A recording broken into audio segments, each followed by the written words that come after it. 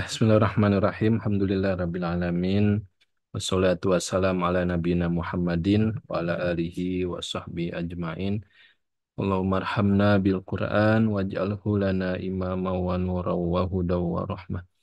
Allahumma dzakirna minhu ma nusina wa alimna minhu ma jahilna warzuqna tilawatahu ana al-laili wa atrafan nahar waj'alhu hujjatan lana la hujjatan alaina birahmatika ya arhamar rahimin. Baik, Alhamdulillah, Bapak Ibu sahabat-sahabat yang dimuliakan dirahmati Allah, kita bersyukur di bulan ini ya kembali Allah mempertemukan kita di serial Quran Al Ajaba yang ke-21 ya. Alhamdulillah, sebuah upaya belajar bersama kita yang diawali dari kelas bahasa Arab Al-Quran. Di sana ada sesi tadabur di Quran Al Ajaba ya setiap pertemuan. Dan ini kita ingin juga perluas, kita ajak teman-teman yang di luar ya kelas bahasa Arab juga untuk sama-sama belajar bareng dan menikmati ya keindahan dan juga mukjizat Al-Quran. Tidak terasa kita sudah meninggalkan bulan suci Ramadan ya dan juga bulan Syawal. Ya kita sudah masuk di awal bulan Dzulqa'dah ya. Nah, memang jadi sebuah fenomena yang sangat umum ya terjadi terhadap kehidupan kita semua. Ketika lepas Ramadan, seolah-olah kondisi kita ya kembali lagi ya kepada kebiasaan kita dengan apa beratnya untuk melaksanakan berbagai macam amal soleh ya. Nah ini yang bagi kami juga merasakan hal yang sama dan berupaya ya bagaimana untuk bisa kembali ya kepada performan yang sudah kita jalani bersama di bulan suci Ramadan. Memang keistimewaan ya bulan Ramadan yang membuat kita begitu dimudahkan ya untuk melaksanakan berbagai macam ketaatan itu sangat terkait dengan Al-Quran. Bukan karena janji pahala ya, bukan karena ada kebersamaan seluruh kaum muslimin yang melakukan ibadah di bulan suci Ramadan, tapi karena syahrul Ramadan alladzi unzila fihil Quran. Karena di dalam bulan itulah yang diturunkannya Al-Quran. Sehingga kemudahan-kemudahan yang kita rasakan sebetulnya itu karena keberkahan Al-Quran. Maka ketika Ramadan sudah meninggalkan kita, ya memang itu sudah realitanya, ya, tetapi Al-Quran masih ada, ya masih ada Al-Quran. Ya. Masalahnya adalah fahmi mudakir ya, siapa yang mau gitu. Nah teman-teman yang dimuliakan oleh Allah, kita harus akui ya bahwa kita ini bukan malaikat yang diberikan opsi ya, diberikan pilihan-pilihan, juga diberikan hawa nafsu dan juga mengalami kondisi yang naik turun ya, fluktuatif keimanan, fluktuatif semangat dan sebagainya. Maka ini harus membawa kesadaran ya bagi kita semua. Kondisi kita ini bukan seperti malaikat yang Allah sebutkan di dalam surat Al-Anbiya ya. Walahu man fis samawati wal ard wa man indahu la yastakbirun an ibadatihi wa la yastahsirun. Yusabbihuna al-laila wan nahar la yafturun. Nah, ini malaikat yang ada di sisi Allah, mereka tidak la yastakbirun ya, tidak sombong dan mereka beribadah menyembah kepada Allah wala yastahsirun ya. Tidak pernah merasa letih, bosen gitu ya. Tidak pernah merasa jemu dan mereka bertasbih siang dan malam, malam dan siang dan la yafturun, tidak mengalami masa-masa futur ya, melemah gitu. Sedikit dengan pendekatan bahasa Arab ya. Di sini ada awal ayat ke-19 ya. Walahu man fis samawati wal ard. Nah, ini. Bagaimana komponen di dalam kalimat ini ada komponen-komponen yang dengan nahu ya, dengan nahu kita bisa kenali di sini ada ini satu kesatuan ini man fis samawati wal ard. Jadi ini tadi di surat Al-Anbiya malaikat yang subhanallah ya tidak pernah mengalami futur ya tidak pernah merasa bosen ya Ya, kalau diperintahkan apapun ya dilakukan dan istiqomah begitu ya. Sedangkan manusia ya sudah pasti mengalami masa-masa ya, ada turun naik ya. Nah, tadi yang ingin saya jelaskan di sini ada awal ayat ke-19, walahu man fis samawati wal ardi. Nah, di sini kalau dibagi komponen ya, komponen dalam satu kalimat, nah ini satu bagian ini, satu kesatuan, man fis samawati wal ardi. Siapa yang ada di langit dan siapa yang ada di bumi, lahu. Nah, lahunya ini artinya kepunyaannya, miliknya gitu. Nah, ini secara urutan, ya, urutan dalam kalimat bahasa Arab, normalnya ini ada di belakang. Nah, di sini. Jadi normalnya ya waman fis samawati wal ardi lahu gitu. Ya, ya semua ya siapa yang ada di langit atau semua yang ada di langit dan di bumi ya lahu itu kepunyaannya ya.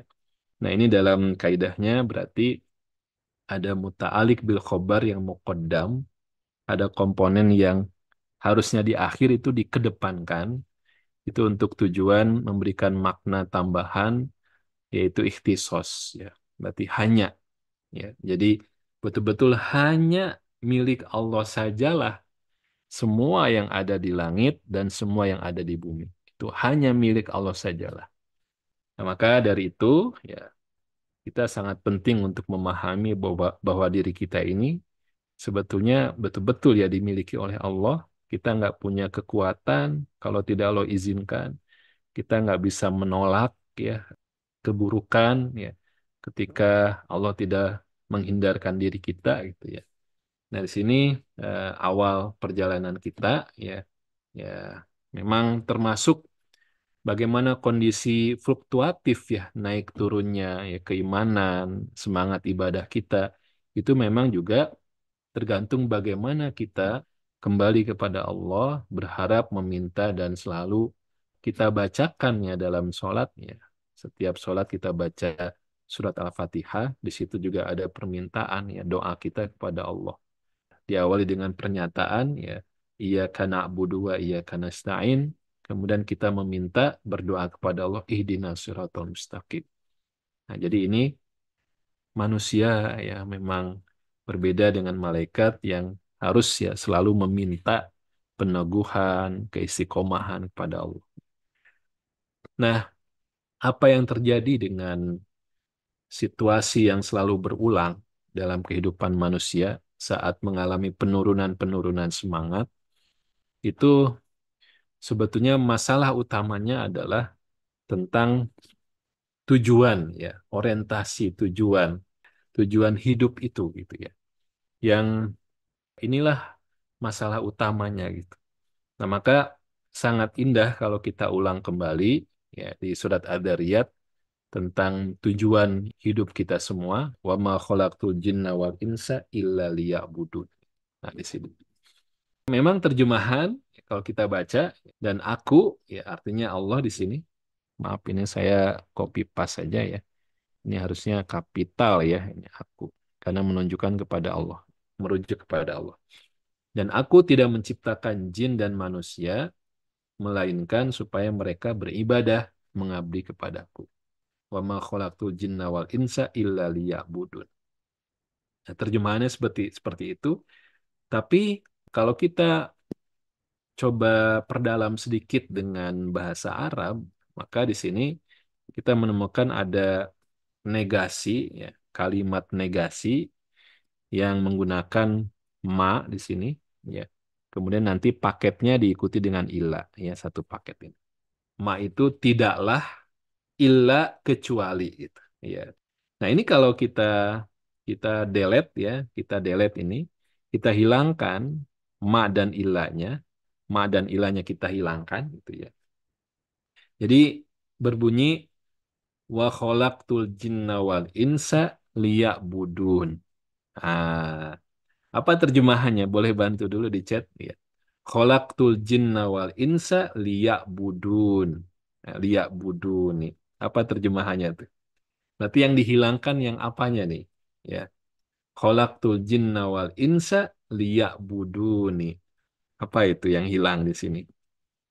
Maknya artinya tidak, ya, tidaknya hilang, ya, tidaknya hilang, gitu ya.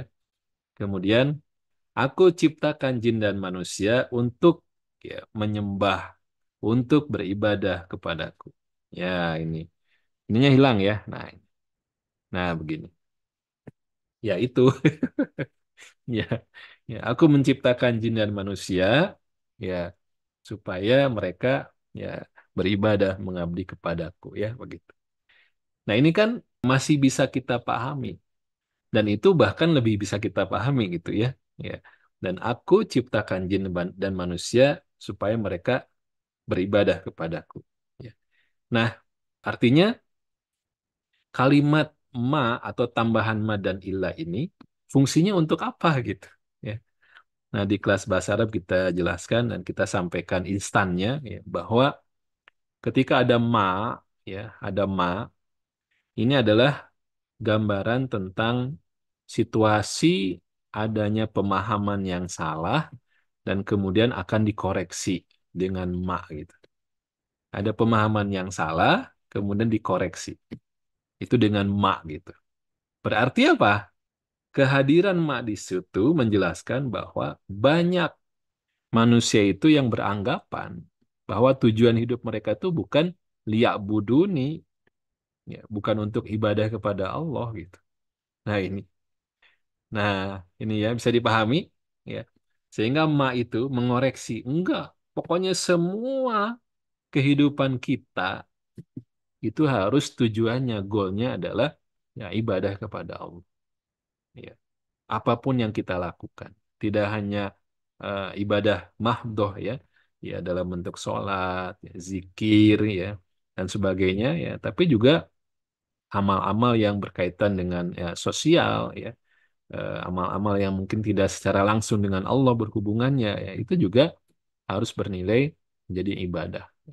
Nah, ini bisa dipahami ya. Artinya ini berawal dari tujuan ya bahwa ya nanti ketika suasana penurunan ya semangat ibadah ya kita ingat kembali ya.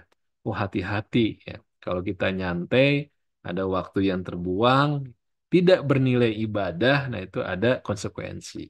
Ya, ada tanggung jawab di situ.